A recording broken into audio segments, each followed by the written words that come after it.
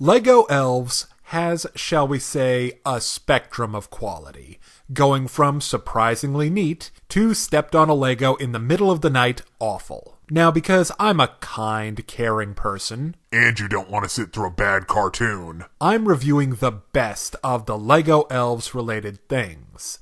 Secrets of Elvendale. Starting, as we so often do, with the characters. Unfortunately, these people are not interesting. The biggest offender is Emily Jones, who's just as scintillating as her name would imply.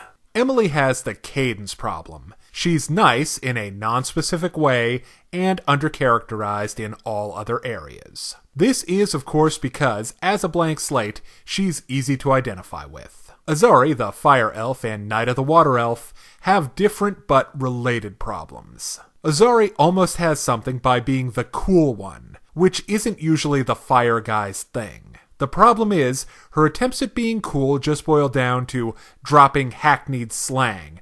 Kinda like this. The name's Poochie D, and I rock the telly. I'm half Joe Camel and a third Fonzarelli. I'm the Kung Fu hippie from Gangsta City. I'm a rapping surfer, you the fool I pity. When are they gonna get to the fireworks factory? Her only other outstanding personality feature is she's scared of flying.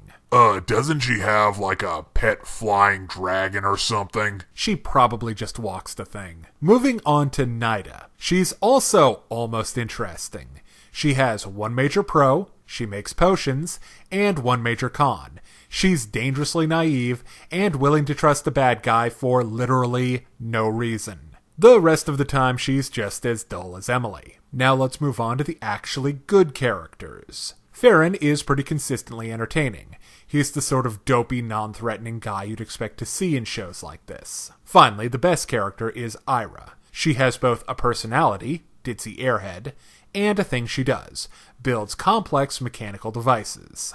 She must be some kind of idiot savant. Oh, also, Emily has a kid sister or something. She gets kidnapped and is kind of a plot device. Now, as you'd guess, having three major characters be fairly nondescript, shall we say, really hurts the group dynamic, which is the main reason you have an ensemble cast. The weird thing is, the show is surprisingly good at tricking you into thinking that these characters are interesting. A lot of that has to do with the great art and animation.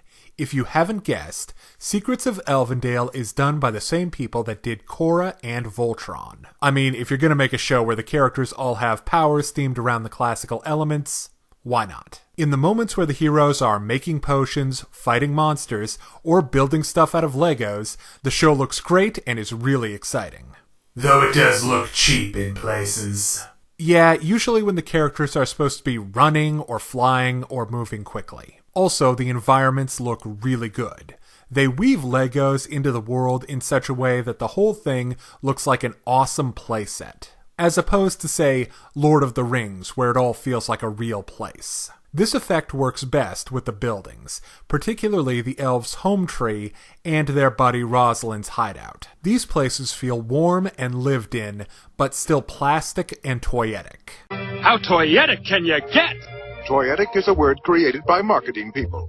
It means an object or device featured in a cartoon that could easily become a mass-produced toy. However, the Goblin King's fortress looks a little too much like I can get it for $59.99 at Toys R Us. Now let's get into that plot. The whole thing revolves around a cockamamie plan by Cronin the Goblin King. Not even close. He's more like Kylo Ren if his grandpa was Sauron instead of Darth Vader. He kidnaps Emily's sister to get his hands on our leading lady's magic amulet, which will allow him to conquer Earth. Somehow. To get her back, the elves join forces with the deposed queen of the Dark Forest, Rosalind. This story fails on a couple of important fronts. First off, the scenarios it creates for the characters to bounce off one another don't work. If you want to see an example of this working well, watch any Marvel team-up movie. Anyway, it fails because the characters aren't interesting. The second problem is there's no tension. Cronin is so ineffective and his goblin minions are so huggable that next to nothing comes off as a real threat. The only fun to be had is seeing the elves using their powers and skills to solve problems, and the occasionally genuinely funny moment.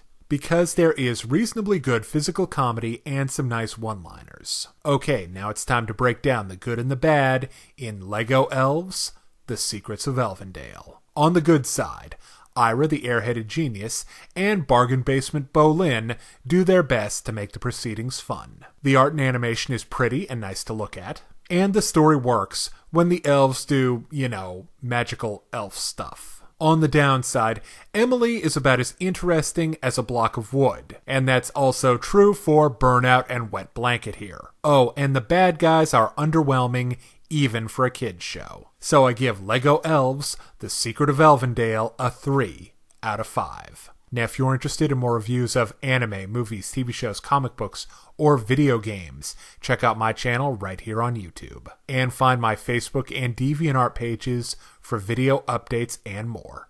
Thank you for watching. Hey kids, today's show is brought to you by the letter 4 and the number potato! I'm a stupid private.